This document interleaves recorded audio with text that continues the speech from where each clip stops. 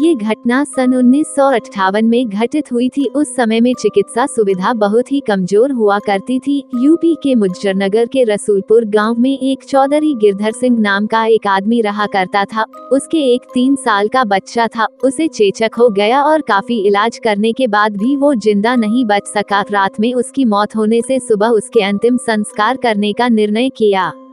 उसी रात को मुजफ्फरनगर के एक दूसरे गांव में शोभाराम नाम के एक आदमी की बैलगाड़ी के पहिए के नीचे आ जाने से मौत हो गई। उसको अस्पताल ले जाते वक्त रास्ते में ही उसकी मौत हो गई। मृतक के घरवालों ने उसका दाह संस्कार कर दिया। दूसरी तरफ जब रसूलपुर में उस मृत बच्चे को दफन करने के लिए जंगल जाने लगे, अचानक रास्ते में उसके शरीर में हलचल हुई और वो उठकर खड़ा हो गया।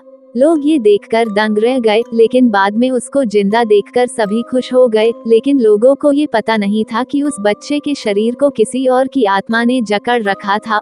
उस 3 साल के बच्चे में 23 साल के शोभाराम की आत्मा घुस चुकी थी। वो अलग जगह पर आकर बहुत परेशान हो रहा था और खाना खाने से मना कर रहा था, लेकिन बड़ी मुश्किल से समझाकर उसको खाने के लिए राजी किया।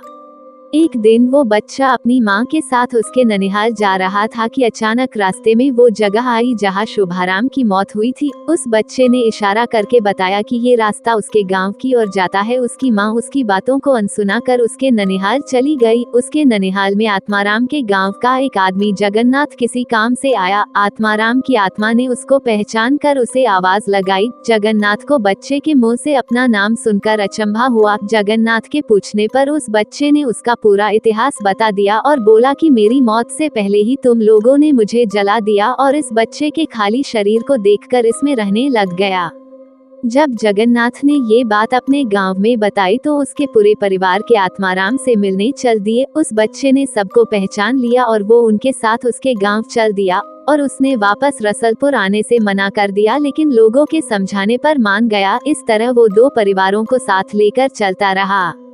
इस कहानी से हमें ये पता चलता कि यदि कम उम्र में किसी की मौत हो जाती है तो वो अपनी अधूरी इच्छाओं को पूरा करने के लिए किसी के शरीर को इसका जरिया बना सकती है। दोस्तों, मैं आपको बताना चाहता हूँ कि ये तो केवल कहानी है, लेकिन हकीकत में ऐसे कुछ मामले होते हैं जिनको कोई पहचान नहीं पाता है। इस कहानी में आपको थोड़ी सी भी सच्चाई लगे तो कमेंट के जरिए अपना विचार लिखना ना भूले। यदि ये कहानी आपको पसंद आई हो तो अपने दोस्तों और अन्य लोगों के साथ शेयर जरूर करिएगा।